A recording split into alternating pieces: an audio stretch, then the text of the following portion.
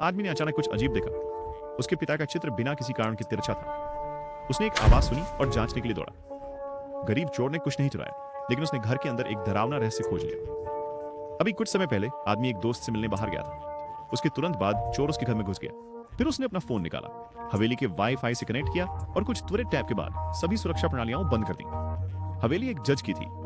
चारों ओर कीमती संग्रहणीय वस्तुओं से उसने शायद बहुत सारी रिश्वतें ली होंगी, लेकिन चोर कुछ चुराने नहीं आया था। वह अमीर आदमी के घर में केवल ग्राफिटी पेंट करने और खुद को दिखाने के लिए घुसा।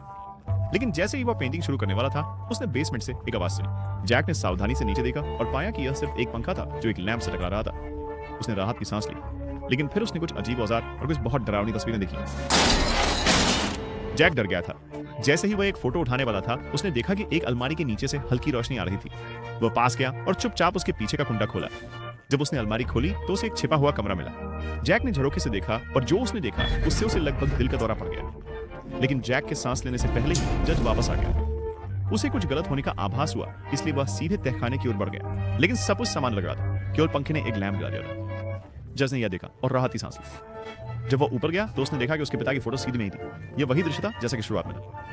जैक भाग्यशाली था। वह फूलों के स्टैंड के नीचे छिप गया और सुरक्षित रहा। लेकिन भागने के बाद भी वह लंबे समय तक घबराया रहा, क्योंकि उस गुप्त कमरे में उसने एक आदमी को देखा था जिसे यातना दी गई थी और जो घावों से ढका हुआ था। थोड़ी देर के लिए हिचकिचाने के बाद जैक ने पुलिस को बुलाने का फैसला किया। अगले दिन सुबह सुबह 2 अधिकारी जज के घर पहुंचे और हर कमरे की जांच करने के लिए कहा। लेकिन जैसे ही वे तहखाने में प्रवेश करने वाले थे, जज ने उल्लेख किया कि उनका दोस्त पुलिस प्रमुख था। मुझे यकीन है कि वह इसे पुलिस का समय बर्बाद नहीं समझे। वह आपके अधीक्षक हैं, है ना? एक अच्छे स्क्वैश खिलाड़ी। वैसे भी मुझे सतर्क रखते हैं। जज के ऐसा कहने के बाद दोनों अधिकारी पीछे हट गए। उन्होंने बेसमेंट पर एक त्वरित अर्थहीन नजर डाली और दरवाजा बंद कर दिया। जाने के लिए तैयार हो गए। जैक बाहर चिंतित होकर इंतजार कर रहा था। कुछ क्षण बाद उसने उन्हें बाहर आते देखा। स्पष्ट रूप से उन्हें कुछ नहीं मिला था। यह मेरी तस्वीर है।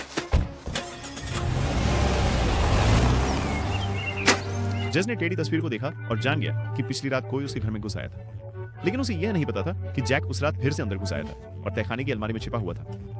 उसने खुद उस आदमी को बचाने का फैसला कर लिया था। जैसे ही जज गुप्त कमरे में दाखिल हुआ, जैक चुपचाप अलमारी से बाहर आया, एक हथौड़ा उठाया और कमरे की ओर दौड़ा।